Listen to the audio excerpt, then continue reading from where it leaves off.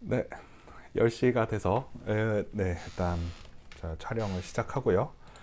아직 파일이 다 정리가 안 되는데 네, 요거 오늘 4월 18일 지금 김혜정 작가님 보내주셨고 제가 썼고 이렇게 글 두 개 있습니다. 자, 빨리 여기다 정리하고 읽어볼게요.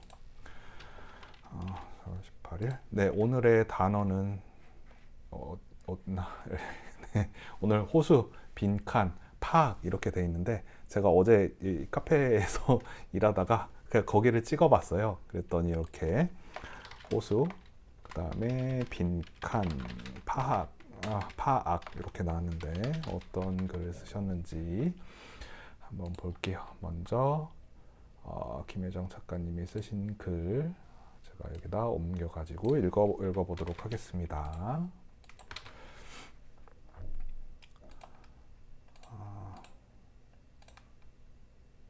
네. 호수 빈칸 파악. 저 단어가 저는 조금 어려웠어요. 근데 어떻게 쓰셨는지 볼게요. 삶에 비어있는 빈칸에는 무엇을 그려야 할까? 인생의 일곱 빛깔 무지개에 빨주노초 파남보 제각각 다른 색을 지니면서 화려한 단아함, 어두움의 단면을 보여준다. 언젠가 엄마는 나에게 이런 말을 하셨다. 살면서 중요한 것은 먹고 싶을 때 맛있는 것을 먹고 학교 다닐 때 공부 열심히 하고 물 흐르듯이 순리에 맞게 삶을 파악하며 살다 보면 어느샌가 어른이 돼 있을 거라고. 엄마라는 단어는 항상 내 가슴을 뭉클하게 만든다. 몸빼바지에 호미 하나 들고 햇빛에 그을린 얼굴로 들에 나가시면 엄마 바지 붙잡고 따라 나서던 어린 시절.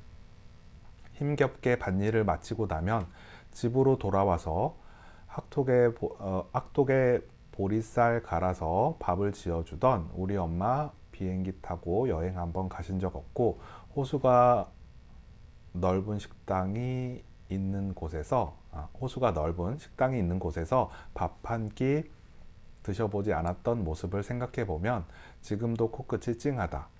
다들 세상은 공평하다고들 하지만 누군가는 화려한 삶을 살았을 것이고 또 누군가는 삶의 벅찬 문제에 짓눌려 힘든 고난의 길을 걸었을 이도 있을 것이다. 사는 동안 희망의 끝을 놓지 않는 것은 누구에게나 잘할 수 있을 거라는 한 가닥 꿈이 있었기에 노력하며 삶의 여정을 이어가고 있는지도 모르겠다.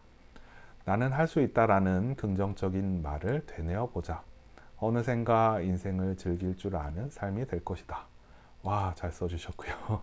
그 김혜정 작가님 글 보면 뭔가 인생이 느껴져. 오늘 또 이렇게 잘 살아야겠구나 이런 생각이 들고요. 그리고 아까 뭐 무지개 빨주노초 파남보, 그러니까 화려한 단아함 같은 단어는 되게 저는 고급스러운 단어라고 생각하거든요. 그러니까 화려한 단아함 어떤 생각이 드세요?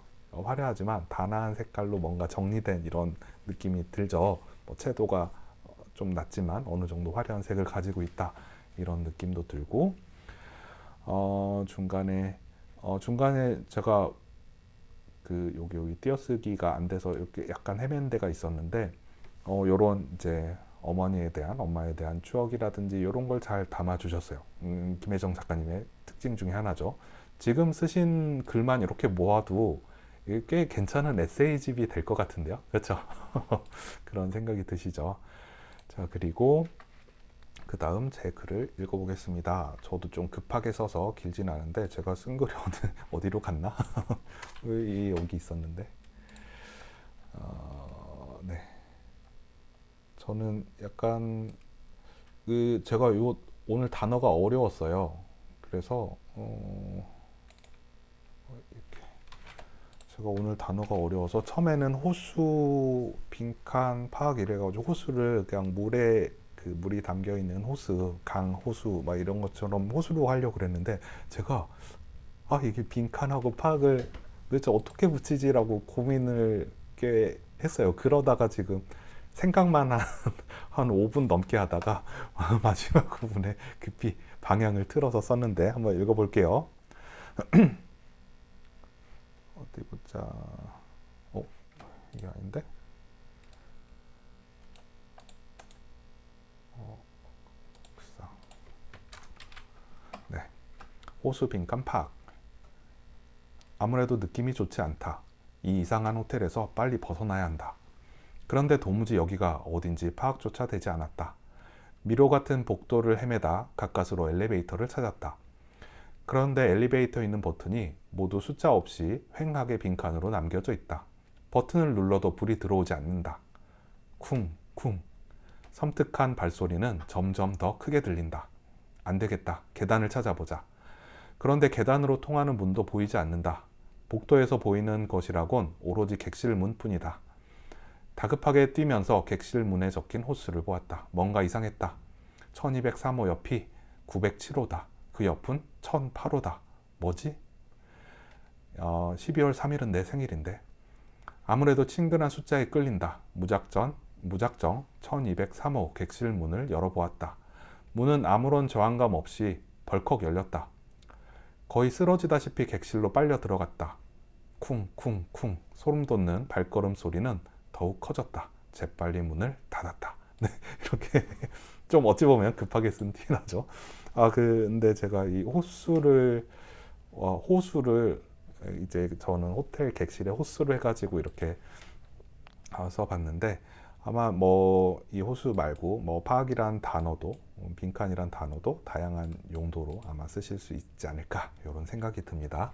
네, 오늘 이렇게 김혜정 작가님 보내주셔서 제 거 글까지 이렇게 2개 읽어봤고요.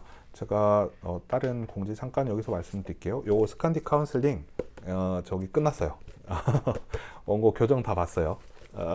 찾아보면 또 있겠지만 그래도 일단 제 눈에 보이는 건 다 해서 어제 제가 다시 원고 교정된 거 교보로 보냈고요. 아마 오늘 요거 판매 될 거예요. 제가 확인해 보고 링크 공유 드릴 거고요. 제가 요거 말고 다른 글을 지금 쓰고 있는데 그게 뭐냐면 제목이 한국 마인드케어 연구소 대한민국의 고민과 스트레스를 해결하라. 제목을 이렇게 거창하게 썼는데 내용들이 이제 그런 어떤 게 들어가냐면 틀림이 아닌 다름을 배우는 용기, 남과 나를 비교하는 불안의 덫, 내 아이에게 심는 부모의 욕망, 세상을 구할 영웅 대신 나를 찾는 시간, 사물을 사람처럼 생각할 때 생기는 오해들, 너무 심한 자격지심, 나를 갉아먹는 그림자, 이런 내용들. 그러니까 제가 그 마인드케어 연구소를 운영하면서 여러 가지 심리 연구도 하고 분석도 했거든요. 이제 그런 거를 좀 모아서 어떤 이론으로 딱 만들기는 조금 그 사례가 적거나 아니면 그렇게 파급력이 크지 않은 조각조각의 어떤 이런 것들이 있어요. 예를 들어서 뭘 할까? 그러니까 틀림과 다름이란 거는 우리 알잖아요. 오락실에 있는 틀린 그림 찾기라고 하지만 사실 다른 그림 찾기잖아요. 이제 이런 거 틀림과 다름의 단어가 사회적으로 혼동이 돼서 일어나는 여러 가지 일들인데 이걸 어떤 이론으로 만든다거나 그러기에는 이게 임팩트가 크진 않잖아요. 그리고 남과 비교할 때 불안이 생긴다. 이것도 딱히 이거 하나로 이론을 만들기는 좀 그 무게감이 크진 않아서 이제 그런 조각조각의 어떤 글들을 에세이처럼 좀 지금 모으고 있습니다. 거의 한 3분의 1 지금 원고를 쓴 것 같은데 제가 이렇게 랜덤 3단어 혹은 자연스럽게 글쓰기 10분씩 글쓰기 연습하잖아요. 저도 실제 이제 이런 책 쓸 때 앉아가지고 제가 1시간 2시간 책 쓰는 게 아니에요. 저도 이 책 쓸 때 거의 한 10분 15분씩 제 타이머 맞춰놓고 씁니다. 타이머 딱 15분 해놓고 예를 들어서 요 안에 어떤 한 파트의 글을 요거를 한 10분에서 15분 써요. 물론 이제 더 쓸 때도 있어요. 근데 10분 쓰고 좀 내용이 더 추가돼야 될 것 같다. 그럼 또 10분 15분 쓰고 요런 식으로 해요. 근데 이렇게 랜덤 3단어 그리고 자연스럽게 글쓰기 연습하다 보니까 저는 좀 수월해졌어요. 그래서 요즘에는 막 제가 쓰고 있는데 여러분께도 도움이 됐으면 좋겠습니다. 네, 지금 오전에는 이렇게 랜덤 3단어 있고요. 오늘 저녁 8시에는 자연스럽게 글쓰기예요. 자연스럽게 글쓰기는 제가 주제를 봐야 돼. 제가 주제를 뭘로 했더라? 생일 케이크. 생일 케이크를 주제로 했거든요. 그래서 아마 여러분 친숙한 어떤 글들이 많이 나올 것 같습니다. 저녁까지 보내주시면 되고 오늘 저녁에 또 뵙겠습니다.